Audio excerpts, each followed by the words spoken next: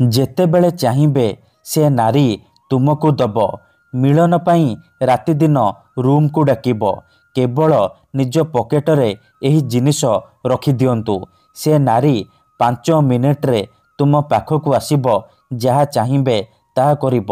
ଯଦି ଆପଣ ସୁନ୍ଦରୀରୁ ସୁନ୍ଦରୀ ଝିଅକୁ ପଟେଇବାକୁ ଚାହୁଁଛନ୍ତି, ପଡ଼ିଶା ଘର ସୁନ୍ଦରୀ ଭାଉଜକୁ ପଟେଇବାକୁ ଚାହୁଁଛନ୍ତି, ତାଠାରୁ ନିଜର ମନ ମୁତାବକ କାମ ହାସଲ କରିବାକୁ ଚାହୁଁଛନ୍ତି, ତେବେ ଆଜିର ଏହି ଭିଡ଼ିଓଟି ଆପଣଙ୍କର ଇଚ୍ଛାକୁ ପୂରଣ କରିବ।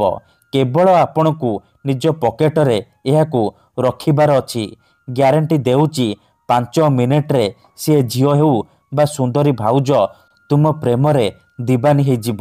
ପାଗଳି ପରି ଆପଣଙ୍କୁ ଭଲ ପାଇବାକୁ ଲାଗିବ। ଆପଣ ତାକୁ ଯାହା କହିବେ ସିଏ କରିବ। ଏହି ବଶୀକରଣ ସାହାଯ୍ୟରେ ହଜାର ହଜାର ଲୋକମାନେ ଲାଭବାନ ହେଇଛନ୍ତି। ନିଜ ପସନ୍ଦର ସୁନ୍ଦରୀ ଝିଅ ବା ସୁନ୍ଦରୀ ସ୍ତ୍ରୀକୁ ପଟେଇ ପାରିଛନ୍ତି।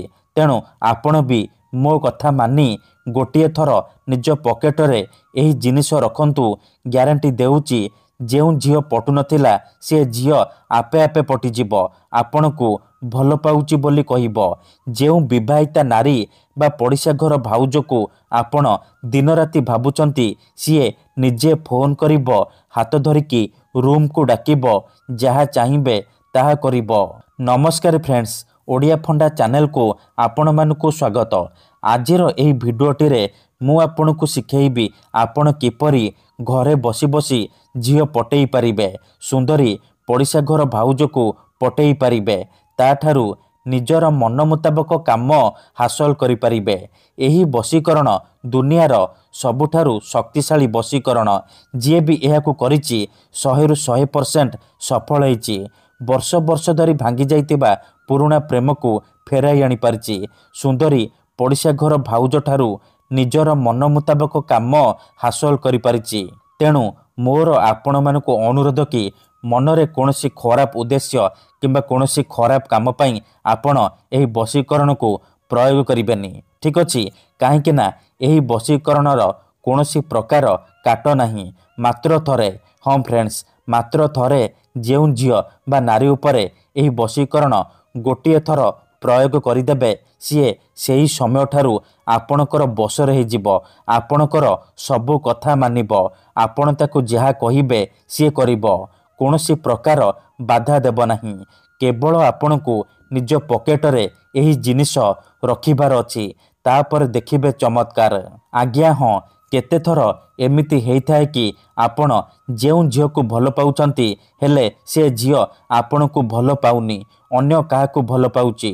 ଆଉ ଆପଣ ତା ପଛରେ ଗୋଡ଼େଇ ଗୋଡ଼େଇ ନିଜର ସବୁ ସମୟ ସାରି ସାରିଲେଣି, କିନ୍ତୁ ନିଜ ପସନ୍ଦର ସେ ଝିଅକୁ ପଟେଇ ପାରୁନାହାନ୍ତି। ଯଦି ଆପଣ ବି ଏହିପରି ପରିସ୍ଥିତିରେ ପଡ଼ିଛନ୍ତି, ଯେତେ ଚେଷ୍ଟା କଲେ ମଧ୍ୟ ସେ ଝିଅକୁ ପଟେଇ ପାରୁନାହାନ୍ତି, ତେବେ ମୋ କଥା ମାନି ମାତ୍ର ଗୋଟିଏ ଥର ନିଜ ପକେଟରେ ଏହି ଜିନିଷ ରଖନ୍ତୁ। ଗ୍ୟାରେଣ୍ଟି ଦେଉଛି ସେ ଝିଅ ନିଜେ ଆସି ଆପଣଙ୍କର ପାଦ ତଳେ ପଡ଼ିବ, ଆପଣଙ୍କୁ ଭଲ ପାଉଛି ବୋଲି କହିବ। ଆପଣଙ୍କ ପ୍ରେମରେ ଏମିତି ଦିବାନୀ ହେଇଯିବ କି ଆପଣଙ୍କୁ ଛାଡ଼ି ରହିପାରିବନି। ଏହି ବଶୀକରଣ ସାହାଯ୍ୟରେ ଆପଣ ଶାଶୁ, ନଣନ୍ଦ, ଦିଅର, ଭାଉଜ କାହାକୁ ବି ନିଜ ବଶରେ କରିପାରିବେ। ତାଠାରୁ ନିଜର ମନ ମୁତାବକ କାମ ହାସଲ କରିପାରିବେ। ତେବେ ଏହି ବଶୀକରଣ ଆପଣ କିପରି କରିବେ, କେମିତି କରିବେ, ଏହାର ପ୍ରୟୋଗ ବିଧି କ'ଣ, ମୁଁ ଆପଣଙ୍କୁ ଶିଖେଇବି।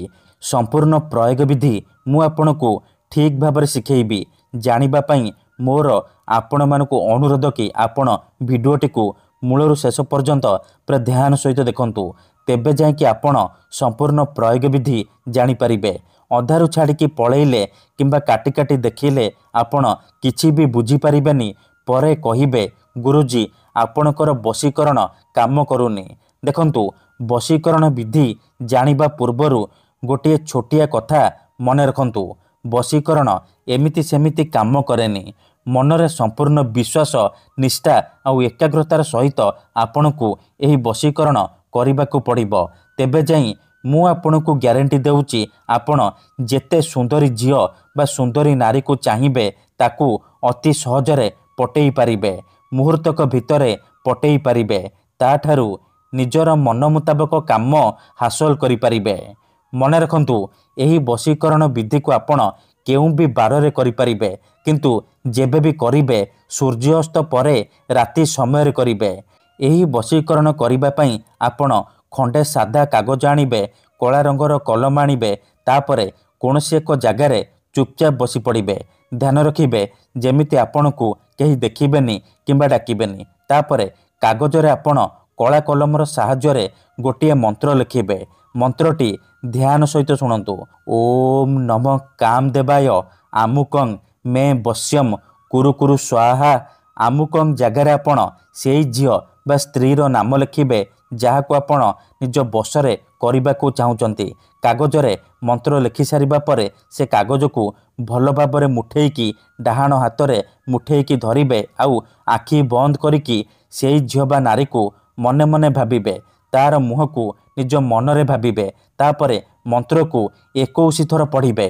ଓମ୍ ନମ କାମଦେବାୟ ଆମୁକଂ ମେ ବଶ୍ୟମ କୁରୁ କୁରୁ ସ୍ୱାହା।